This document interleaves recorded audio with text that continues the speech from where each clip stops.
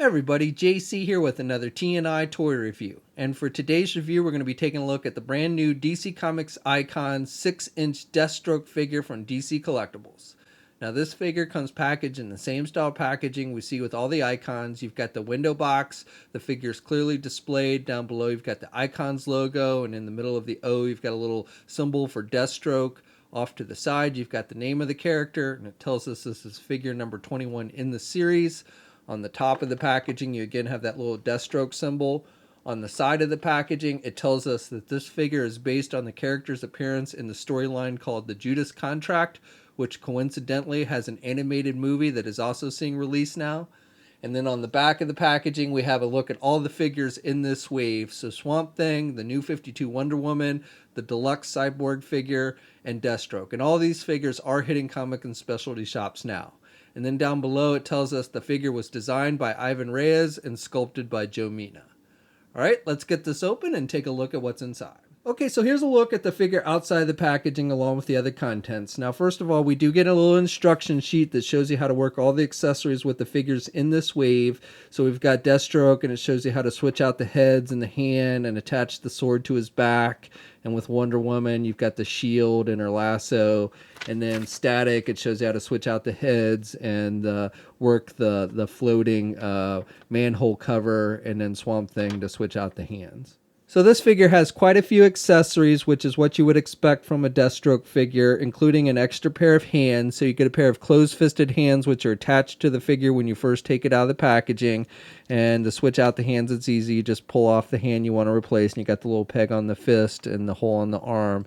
And then you plug in the hands that you want to replace it with. And you get a pair of grip hands so that he can hold the weapons that he comes with. We get a sword and sheath with this figure, and this looks very true to the sword that Deathstroke uses in the comic book. It's done with orange and gold plastic, and you got some design here on the sheath, which is nice. And then the sword pulls out, and you've got that kind of weird handle that Deathstroke's sword has, and then you've got a metallic silver for the blade. And the blade is pretty pointy. It is a fairly hard plastic. It's got a little bendability to it, but it's pretty stiff. And it does fit in the sheath nice and tight. And then with the sheath, you can plug it into the figure's back. You've got this little peg here, and you've got a hole on the figure's back, and you just plug it in, and you push it in, and it fits nice and tight. The figure also comes with a bow staff, and this is done with a metallic silver type gray color, and it's a hard plastic, pretty hard plastic. You can actually disassemble this into 3 different pieces if you want. It just connects together with little pegs. I don't know if there's really a point to it, but you can't actually take it apart.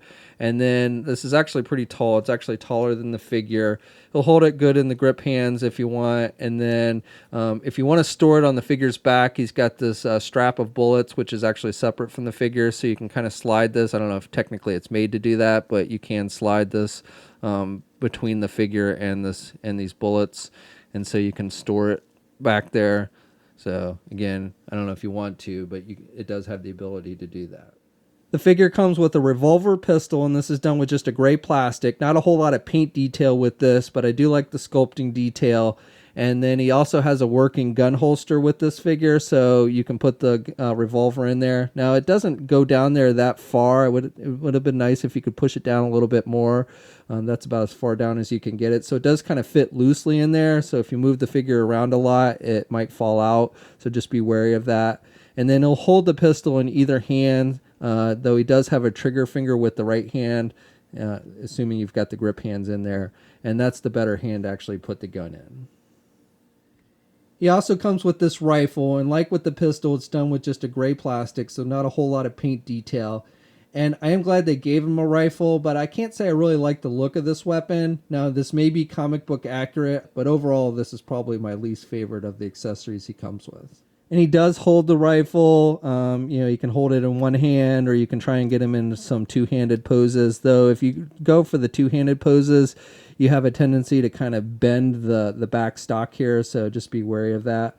But he does hold the rifle pretty well overall. And then finally, we get 2 different head sculpts with this figure. We get the masked head, and this is the one that's attached to the figure when you first take it out of the packaging. And I think the overall detail is pretty good. You've got the left side that's orange, and you can see the eye. And the eye looks pretty good. He's got a blue eye. And then he's got this little circle that covers his ear, which is done with a metallic gold color. And then on the right side, you've got the blue side that covers the eye. The eye's completely covered on this side. And then you've got a circle that covers this side, the ear on this side, and it's done with a metallic blue. And then you've got the little tassel pieces that hang out the back, and these are done with kind of a vinyl flexible type material. And you've got one that's blue and one that's orange. So overall, nice paint detail, and overall sculpting is pretty nice with this head sculpt. And then the second head, to replace the head, you just pull off the head you want to replace, and it attaches with a ball joint, and then you pop on the second head. And the second head is an unmasked head for Slade Wilson. And again, I think they've done a nice job. It just pops right on. And I think they've done a really nice job with this one. I like the sculpting detail. He's got the eye patch. He's got the white hair. And he's got the goatee and everything. Good skin tone. So I think they've done a really good job of capturing Slade Wilson's look with this unmasked head. For the rest of the figure, I think they've done a pretty good job. I like the overall look of it. I like the darker blues, and then I like this metallic blue that they use for the chainmail, and I like the sculpting detail, and you've got that throughout the figure. So I think that looks good. He's got this gold metallic collar up here. You do have a little bit of paint sloppiness with the gold on the blue there, but not a big deal. And then he's got this belt, or this thing of bullets that goes around his chest. And again, you've got that metallic blue and some metallic orange, and so I think that looks good. And this is done with just a rubber type material. And he's got the orange gloves with the gold trim. And I like the sculpting with the belt, with the pouches and the orange grenades, again with the gold trim and everything. So I think that looks good. He's got the holster with the little bull symbol on it. So that's nice. And I do want to point out with the orange here on his trunks, the orange portions of the leg are a little bit darker because you have a little bit of blue bleeding through than the rest of the trunks. Not a big deal, but you do notice the difference between the two shades. And then again, a little bit of sloppiness with the blue on the orange here on the right leg. And then he's got the boots with these large foldovers. Almost looks like something Rob Liefeld would have drawn.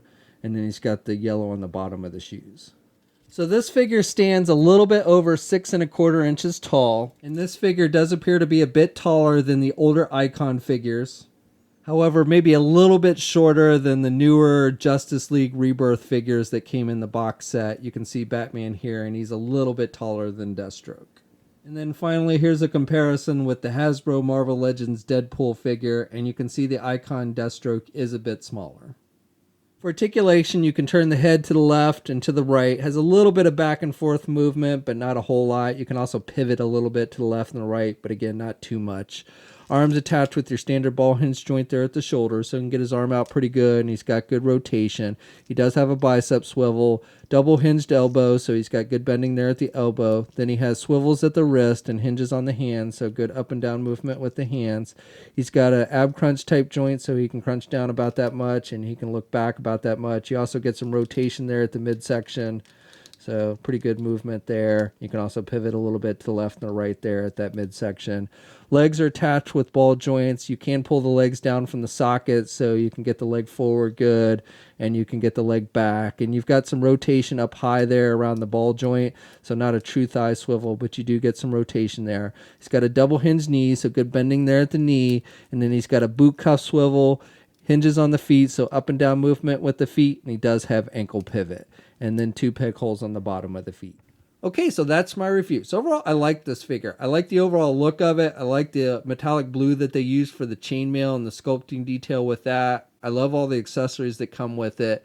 And the figure does seem to be a bit taller than the original Icon figures, though still not quite in scale with Marvel Legends. Now, this figure is hitting comic and specialty shops now. We'll have a full image gallery up at toynewseye.com.